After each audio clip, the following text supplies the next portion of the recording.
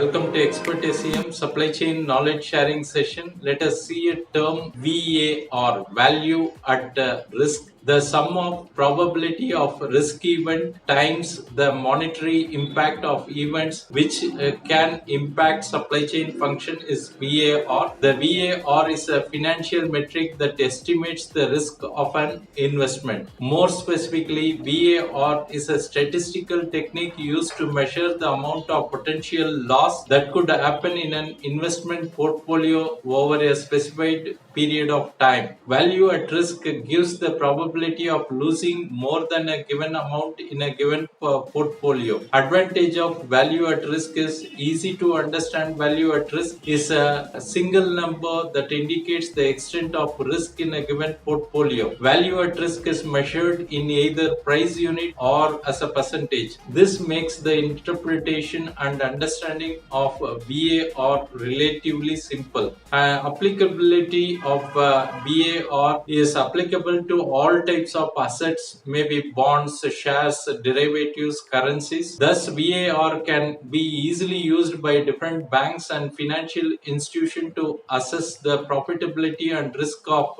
different investment and allocate the risk based on VAR. Universal. The value at risk figure is widely used, so it is an accepted standard in buying, selling, or recommending assets. Key elements of VAR: 1. Specified amount of loss in value or percentage, time period over which risk is assessed, confidence interval. Example, VAR assessment question: if we have 95% confidence interval, what is the maximum loss that can occur from this investment over a period of 1 month? This is a sample example question. Thanks for watching. Bye.